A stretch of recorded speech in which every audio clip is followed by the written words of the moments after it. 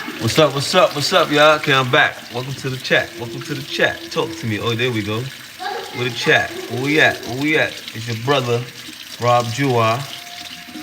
Here, the young Dons, the Kings. What everybody up to, man?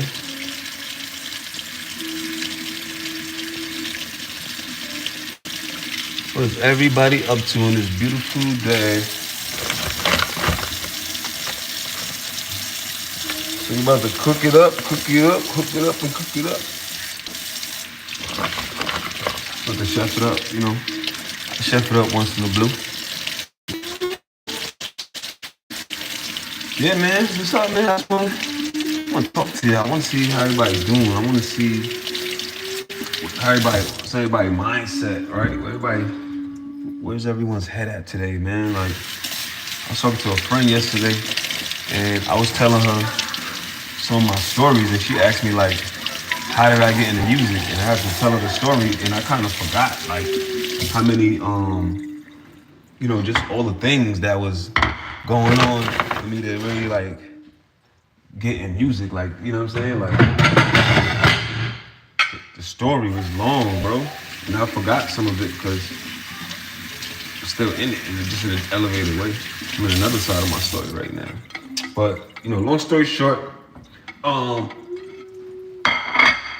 always had a love for music. Didn't really know anything about how to get in the music business, per se, but I had a love for it. When I went to college in Houston, Texas, and that's where I really started taking music a little bit more serious. Like, I started rapping and trying to figure out, like, how you make songs, and I used to be a battle rapper. I was like one of the best battle rappers on the campus. I used to just battle everybody. Like, my boy E told people that I was from New York, so everybody would wanna battle me, like, all the time. So I can handle it. I gotta give me. I'm gonna do this part, cause this part I got a knife, so I don't want you next to this part. Huh? This part I have a knife, so I don't want you next to this part, cause I need to cut things. So, let me tell my story, my boy. Yeah, so I was in Houston and just battle rapping, right? I was just battle rapping everybody because I was from New York, so everybody always test me. And mind you, I'm like 18 or something, so I didn't really know how to rap, like make a song or anything, but I was just doing my best. So I'll battle rap to the point where the battle rapping broke my shyness, because I used to be a little shy with my rap skills before, and I didn't really want to show anybody I know how to rap. So anyway, I would battle, start getting good. I started doing competitions, start winning local, like, talent shows.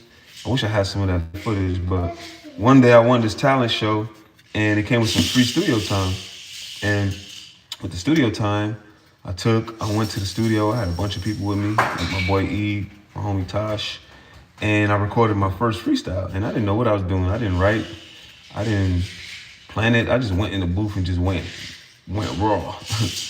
And it came out all right. I started noticing my love for music start changing. What's up, y'all? Yo, what's good? What's this? Bro, you're wasting so much potato. My bad, man. I started noticing my love for music start changing once I started watching this documentary called Backstage. It was produced by Dame Dash. And I didn't know what manifestation was back then, right? I didn't know what I was doing. I didn't know I was programming my mind for what was to come. I had no clue. I was just watching this DVD, this documentary, a tape DVD. I don't remember what it was. Half of the spud went into the sink. What's up, y'all? Make sure y'all follow and subscribe to my YouTube page, man. Please. You want to help me cook, bro? I'm not no master chef. I'm all right. I'm learning. I mean, I could cook. I'm gonna make sure we don't eat. I'll tell you that much. I gotta get the skin. I don't eat skin. You know what I'm saying? And I'm cutting it real thin, bro. Why you put that back, bro? I'm cutting it thin, bro. Look, these thin slices, man. It's just, literally getting the skin. That's it. I'm getting the skin off. Y'all funny. Hi, what's up? What's up, Kaylin? What's up, Trevor? What's up, Kaylin? What's up, sweet cat? How often I stream? Not enough. I'm gonna stream way more because I didn't realize how many people want me to stream. So I'm streaming more now. show me some love, man. I need you to support me. Go buy my book off of Amazon. My book is called Rich Again by ROC-A-FELLA. I'm a music executive for y'all who just tuned in. I'm also into real estate. And I am now crossing into or merging into or expanding into the media space with content, podcasts, turning my book into other things, right? So yes, the story. If you have any questions, just write it in here too. Answer me, please. What did you say? Nobody. I'll answer you. I try to watch as many streams as I can. Let's do it. Make sure y'all all subscribing to my YouTube channel, please. I'll make sure I'll keep dropping game info, expose y'all to my network, help you out in any way I can. As long as you're willing to do the work, I'm gonna help you back. Because I'm here to make impact. I know that God got a big plan for me that already started. It been started. It started way longer than I knew. Anyway, so I'm watching this documentary called Backstage, and I'm literally like cutting class and skipping school. Kaylin, I hope you become famous one day. I'm pretty known, Kaylin. What's up, Kaylin? I appreciate you. Yeah, Kaylin, I'm pretty known. I just was behind the scenes for a long time. Now I'm not doing that anymore because God wants me to speak. God wants me to be vocal. God wants me to share my message, share my lessons, and share my love for God and show people God's power through me. I realize people like me. People listen to me because I speak real and I speak in a way that they get. So I'm just doing what Spirit been showing me. To be honest with y'all, I ain't gonna sit here like I'm some master of this and that. I'm being obedient, I'm being submissive, and I'm following, purpose. Anyway, so I watched this documentary called Backstage. I'm just watching it to the point where like I feel like I'm in Backstage. Like I watched it so much that I feel like I'm in the actual film, like I'm in it. I just watched it. I knew every scene. I started knowing like the words. And for those who don't know, Backstage is a documentary produced and directed by Dame Dash, one of the founders of ROC-A-FELLA Records. And it was a documentary of when they went on tour with a couple other artists, Method Man, Redman, Jay-Z, a bunch of cats. Go look it up. It's called Backstage, one of the greatest documentaries ever made. And that kind of like started teaching me the music business, just the behind the scenes. Like, okay, this is what it looked like around rappers. This is what the business look like. Like we see them on stage and stuff, but then you see Dame Dash, going inside the boardroom, cursing out the executives who trying to play with him. Peel the potato. Your name is Twizzle. Change your name, bro. And I would start cutting class to like watch this movie, and I didn't realize that's when I started really falling into this music thing. When I was like, I started cutting class and not going to class just to watch this documentary over and over. Even though I saw it 1,000 times, I was burning it into my subconscious, right? And mind you, at this time, I don't know anything about subconscious, consciousness, manifestation, anything like that. I'm just being in Houston, Texas. That was the closest thing I had, was watching this documentary over and over so that I could feel like I'm just near this dream. I'm near this vision. So one of my friends that at the time that was a basketball player told me he knew somebody that worked at Def Jam. And I was like, oh, wow, I'd love to meet him. So he introduced me to the guy via the phone. The guy told me that whenever I come to New York, let him know. He'll let me come to the office and all of that. So I immediately booked a ticket to go to New York the week after. I was not playing. I took that little mixtape, a little demo I made, and made a CD or two, and was like, man, I'm going to New York. I'm gonna go get me a record deal. And mind you, I don't know anything about record deals. I don't know anything about record labels. I don't know anything about none of that. So I fly to New York. I got the CD in my hand. Maybe a day or two after I get to New York, I go meet this dude. I think his name was BJ, and he escorts me inside of Def Jam. So mind you, I've never been. What's up, Alex? I've never been inside of a record label. Y'all can ask me any questions y'all want, by the way, too. I'll answer them while I'm talking. I've never been inside of a record label before. And when I went there, man, it was the sweetest place ever. I was like, oh, this place is amazing. I saw Kevin Lyles, and I saw Joe Budden, I saw Leor. It was just like a dream come true. I was like, I can't believe this place. I couldn't believe this was a real place. I thought a record label was, I never seen a record label. I'm from Brownsville, Brooklyn. I ain't ever seen a record label before. So when I got in there, that's when I got the bug. Like when I saw like a business and it was music, like it was like music mixed with workplace, like and structure, but it was all over just music, and I just couldn't believe it because I've never saw anything like that before. So man, after that, that was it. I think that's when I like literally checked out in my head as far as the whole school thing. Like I literally was like, nah, I'm gonna be in the music business. Whether I gotta rap, whether I gotta make a beat, whether I gotta manage, whatever. I'm gonna be in the music business. This place I've never been anywhere that felt like home. This place felt like I belong in this environment with these creatives and business people. So when I went back to school, that was kind of it. I was checked out. Alex, how much kids do you have? 2? How many kids do you have? I was checked out, and from there, man, I couldn't wait till like the semester was over so I could hurry up back to New York and try to figure out like how to get in the music business, man. So I went back to New York for the summer, and I really was like, man, I don't think I'm going back to school. Like, I don't think I'm going back to school. That ain't for me. I want to be in music.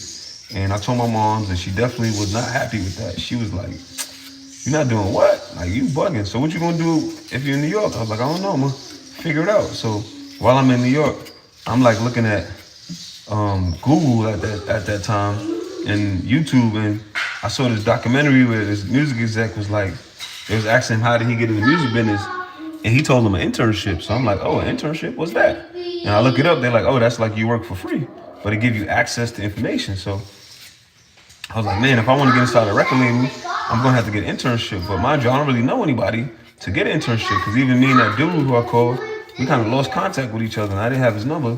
And back then, it wasn't easy to just find nobody because we didn't have no social media. So you couldn't just, lose somebody's number and then go on IG or follow them. It wasn't no IG. It wasn't no MySpace. It was really nothing to find anybody. So I went into the Yellow Pages. I don't know if y'all know what the Yellow Pages is. What's my kid's name? John Yaya. I went in the Yellow Pages and start calling all the record labels. I found some numbers, like I called like maybe 100 record labels, like everything I could find, big, small, I don't know. I'm just calling everybody. And I'm like, man, I want an internship. And most of those labels, nobody picked up, or the numbers wasn't right. It was like, I didn't get through to anybody. And I was like, okay. After like the 100th call, I was like, this ain't gonna work. This ain't how you do it. I need to figure out how you do this, because this ain't it. Whatever I'm trying, this ain't how you do it. So I had to switch gears. So I'm like, man, if I can't get no label, maybe I could, where do they make the music at? And then I was like, oh, where they make the music at? They make the music inside of in the studios. So then I was like, all right, cool. I'm gonna call the studios. So again, I took my rule of 100, and it's probably more than 100. I don't know. I'll burn out till I realize I exhaust everything. But so I pretty much called like 100 studios, and like only 2 picked up. And one of them said they don't need anybody, and then the other one said they'll let me know, like pretty much like, stay close, because if we have anything, we'll let you know. And that happened to be a studio called Quad Studios. I'm going to get water. So that happened to be this place called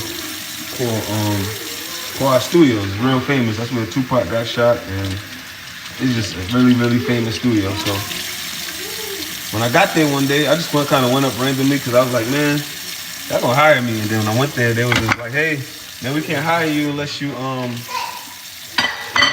like go to school, unless you sign up for school. So I'm like, sign up for school? Like, what you talking about? School? I just left school. I gotta do some more school? It's like, yeah, you gotta be like in school, in college, or like a engineering school or something. We ain't just gonna like hire you. So man, I'm like, come on, bro. So anyway, I'm like, all right, how can I get in? So I found this engineering school, and I literally signed up, and just so I could get into the studio, to be honest with y'all.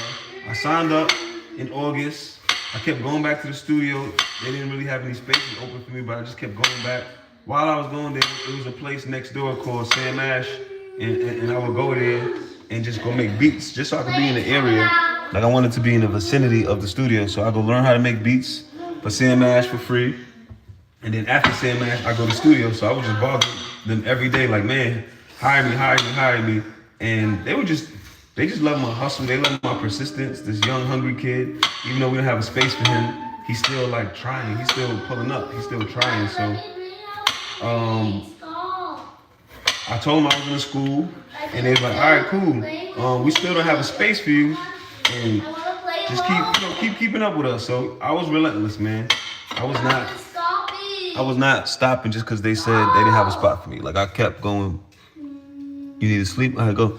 And I kept going. So anyway, fast forward the story. One day I was on the way to go hang out with like a homegirl. I was about to go see a little chick, and the studio called me like 9 p.m. or something. It was like, yo, my intern's sick. Would you want to come? Would you want to come to the studio today and come work? And I was like, man, I was kind of about to go see a chick. I ain't gonna lie, I was about to go get some buns. And it was like, man, what I'm gonna pick? I'm gonna pick a girl, I'm gonna pick this vision, this dream, this thing I've been watching in college all day, this music business. And you for sure bet. Man, I made a U-turn so fast and jumped on the train and went to the studio. And it was so happy. So happy, B. So boom, right? I get to the studio, I'm chilling. It's like the best 5 minutes of my life. Man, the owner come and he looks at my outfit and he's like, man, you seem like a cool dude, but like you gotta change your clothes. And I'm like, what do you mean? He's like, yeah, you look like a hoodlum. And I'm like, what do you mean I look like a hoodlum? I look like all the artists that's in here that spend money with you. So you trying to say that they look like hoodlums? Because you obviously taking their money and you taking money from people that you don't like. You don't like what they look. I'm confused. He's like, yeah, just you know, just go home and change your clothes and you come back. You know, I got a spot for you. There's an opportunity for you because I could tell you a hard worker. Back up. Daddy, What do you want? I washed my hands in the bathroom. All right, let me finish this. Almost done. I'm gonna need your help in. Yeah, I'm gonna need your help in a second. I love apple. It's potato. Oh, I thought it was apple. No, it's not an apple. It's not an apple. All right. Daddy, it's my apple. I'll let you know in 1 second. Let me just chop these up a little more.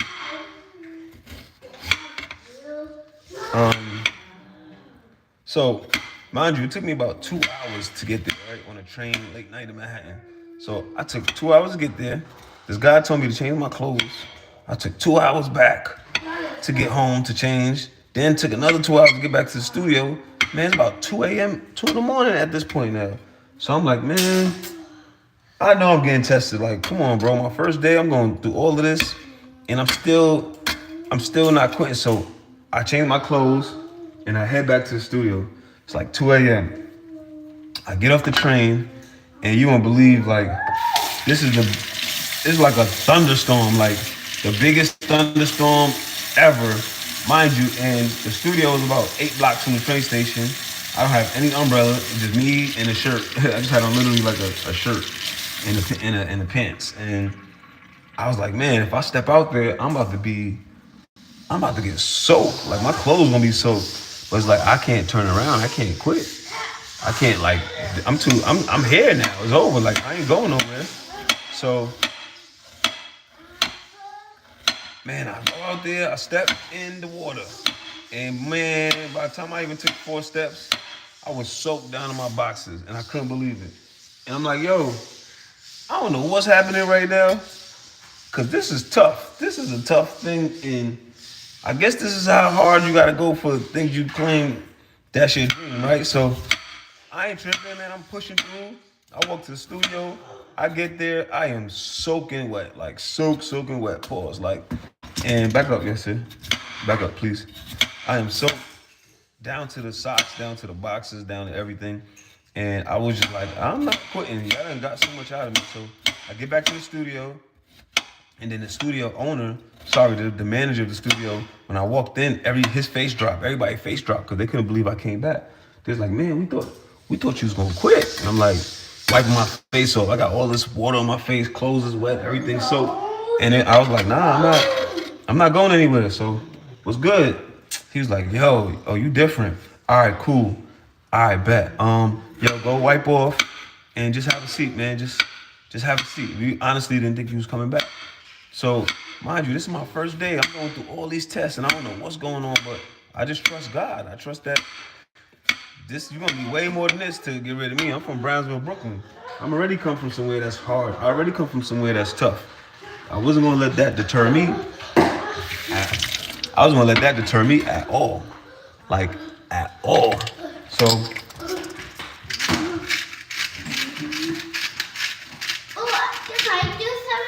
I got it. I have to do the next one. So I wasn't gonna let that deter me at all. Like, so.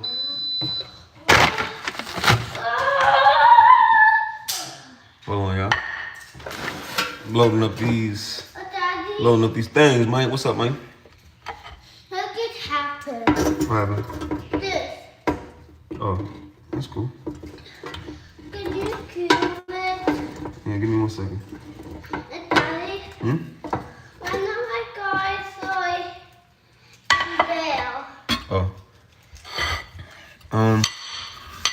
So I take some tissue, I dry myself off, and I'm just sitting there, just wondering, like, man, I don't know what all of these challenges are for so early, but I know I'm not like giving up.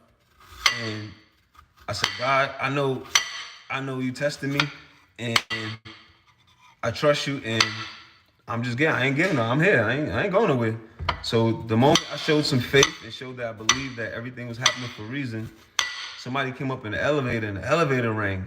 All I heard was ding, and the manager asked the people in the elevator where they going. And you won't believe this. They was like, we're going to the ROC-A-FELLA session.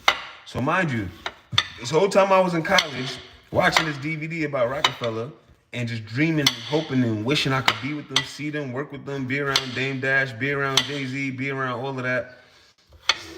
I literally go through all these tests, get back to the studio, soak, clothes soak, almost got fired, our first, second there, all these challenges, and I come back soaking wet, walking through the storm, literally, and I get there, and I trust God, and I have faith, and next thing you know, these people who I've been watching on this DVD for over a year, just happened to be in the same studio with me at the same time. If that wasn't the ultimate test, and at that point, I knew I was gonna be in the music business. Like, I knew it. I didn't go through all that, leave Texas, and then come here for God to put me in the same studio as ROC-A-FELLA, because I passed the test. What if I quit? What if when the guy told me to go home, I went home and I didn't come back? What if when I got the train and I got soaked, I went home? What if I just quit? I would have never met anything in ROC-A-FELLA. I would have never manifested nothing. And mind you, again, I was redoing it in my mind before it even happened, right? Because I was in college just watching this DVD. So when I heard that they was there, that was over. It was over with. I wasn't going anywhere. I checked in and I just like settled in. It was like, I'm gonna be here and I'm gonna figure out how to get to these guys. So the manager was like, Rob, you're different, and whatever I gotta do to ensure your success, like, I got you. Yeah, 1 second. Whatever I gotta do to ensure your success, I got you. Here, do that on it. Whatever I gotta do to make sure you're successful here, I got you. So, man, months went by and I didn't really get a chance to go in the ROC-A-FELLA session because it was real closed off, real private. And I didn't give up because I knew that I was in the building with them and I was gonna get up there. Whether I had to sneak or what, I was gonna get up there. There wasn't nobody telling me I wasn't gonna get up there. So, let me see. Thank you.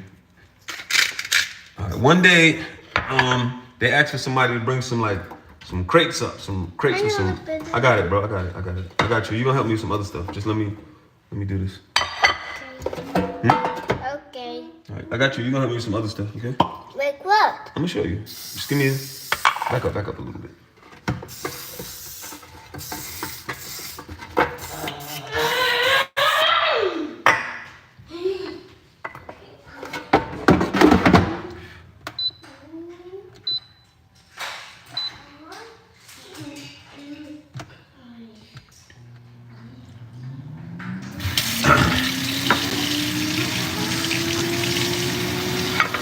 So they needed somebody to bring up some crates, and none of the interns wanted to bring it up. Just kind of being cool. There's one guy was like, "I'll bring it up." I was like, "Nah, let me bring it up."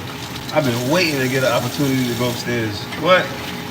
So I took the crates. I went upstairs. I dropped it off. When I walked in there, I saw a Dame Dash. I think I saw like Cameron, Big Face Gary. Looked like they was having like a meeting, like a playback, listening to records or something. And I dropped the records off. And then what I thought to myself, I was like, man, I need to find the darkest corner in here so I can hide or blend in so that nobody kicks me out. Cause that was it. I saw my dream and I wanted to be in it and near it, and I was not leaving that room. So I found like a really, really, really dark corner, and I just sat there, and I was there for like an hour or two. Nobody said anything. What's up, Evan? Nobody said anything to me, so I was like, oh, bet. Like I ain't going nowhere. If they ain't saying nothing, I ain't saying nothing. So an hour or two turned into a day or two, and nobody said anything. Finally, they needed me. Hold on, y'all.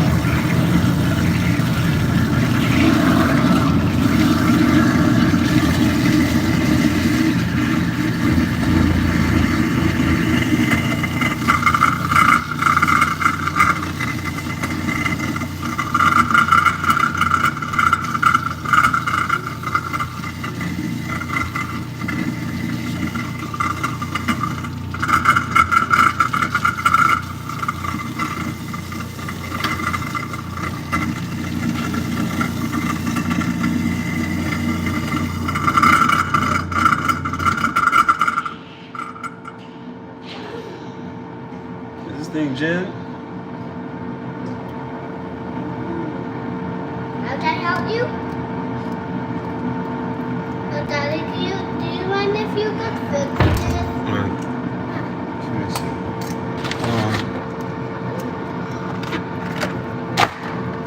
What's up, man? Good. Yo, what's up? What's up, sweet cat? Don't break it, bro. I wasn't. You wanna put it back? Huh? Fix it back? Yeah. But I know how to fix the back of it, but not like the front of it. Because I look good the front.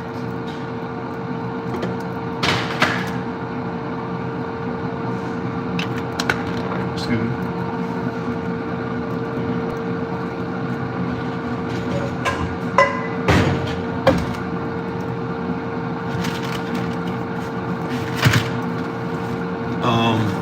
I was gonna tell y'all.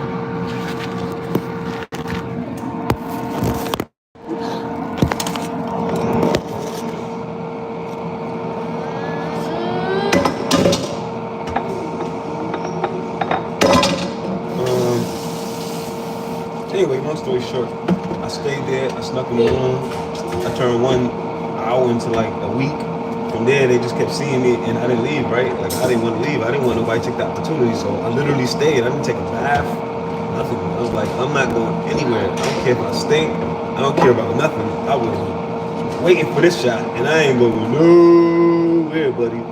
And they started noticing me, and it's like, yo, can you go to the store? I was like, yeah, I can go to the store. And it's like, yo, could you go get cigarettes? Could you get juice? Could you get condoms? I'm saying, yeah, everything.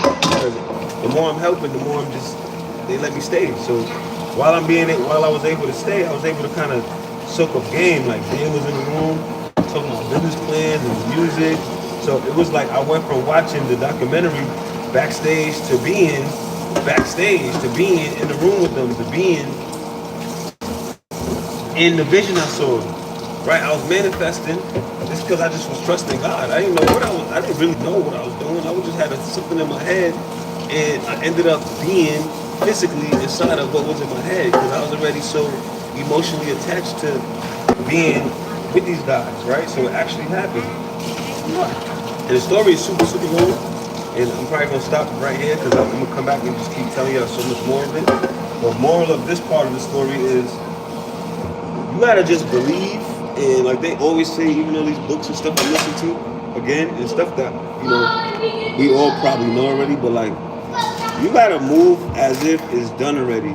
You gotta move as if what you want already happened. Like, me being at Rockefeller, in my head, I was already with them. It already happened. I didn't know how it was gonna happen the way it was gonna happen, but in my head, I was already part of them. That's what I kept watching the movie for.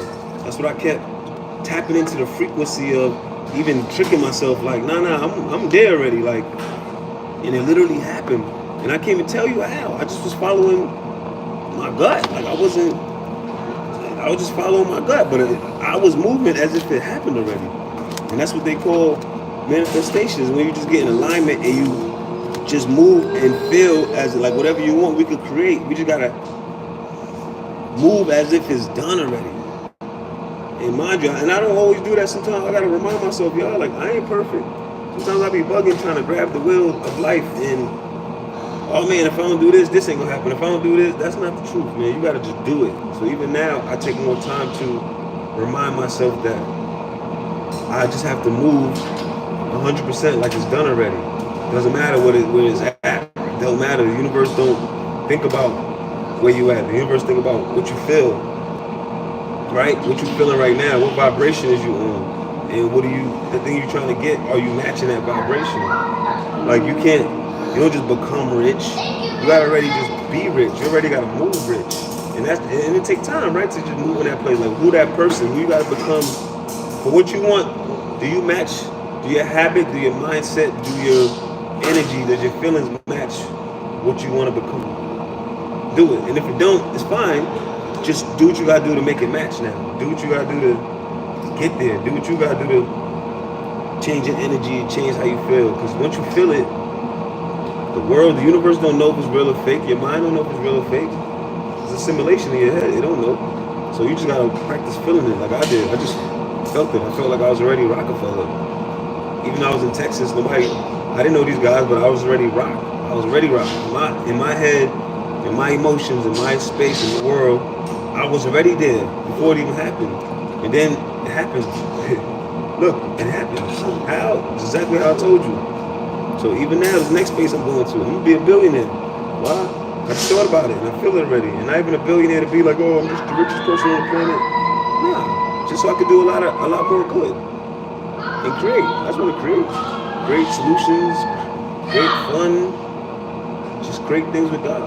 So yeah, man, this is real. You have to just emotionally feel and move as if it's done already. And don't beat yourself up when you mess up and you don't move as if it's done. Because we're human. People pull you back, bills pull you back.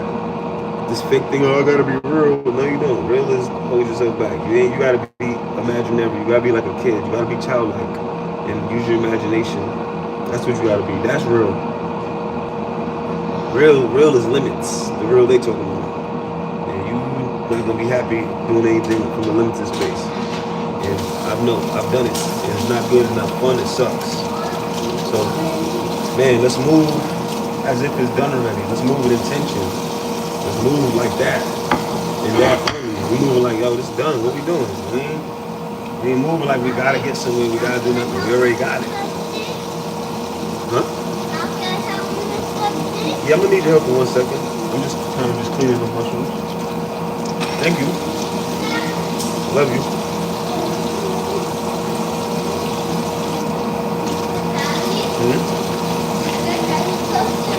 Of course. Why are you talking to this phone? I'm on TV. I'm on YouTube TV. It's like TV. Oh. Alright, back up a little bit. I don't want the water to rush you. I don't want the water to splash on you. I'm gonna keep coming in and chiming in and giving you all the stories, and I want y'all to ask me a million questions.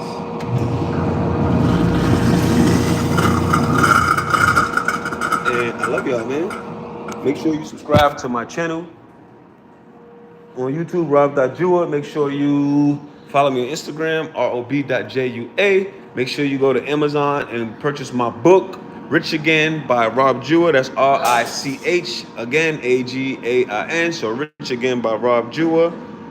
Make sure you hit me, send me your name and your email, and I'll give you a free copy of my ebook called From Stuck to Started. You can reach me on my email at info @disruptivelabel.com.